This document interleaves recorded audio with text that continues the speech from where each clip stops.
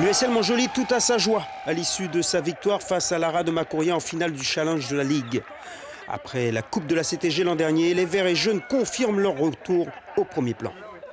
C'est la continuité de l'année dernière. Donc bon, c'est vrai qu'avec le Covid, ça a arrêté beaucoup de choses, difficulté pour s'entraîner. Et on avait à cœur de laver l'affront du week-end dernier contre Matoury. Donc on se devait d'augmenter notre niveau. Et pourtant, le début de match n'est pas celui espéré. Les arrêts du gardien de l'Ara, Jean-Gilles Roger, permettent à son équipe de mener très vite 4-2. Petit à petit, l'USLM va trouver son rythme de croisière et prendre la tête au score.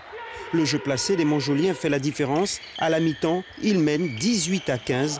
Fabrice Rodney et Andy Nabo sont à la baguette.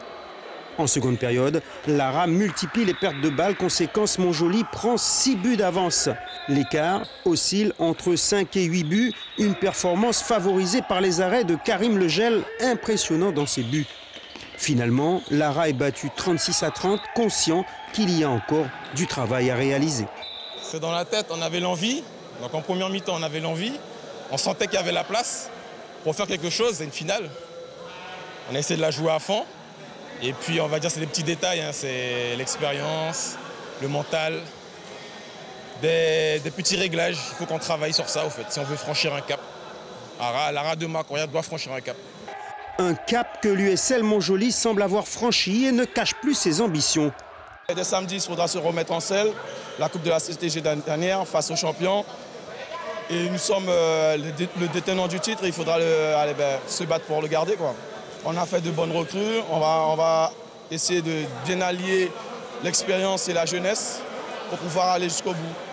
Je pense qu'on a une équipe assez équilibrée cette saison pour pouvoir aller au bout. Réponse la semaine prochaine.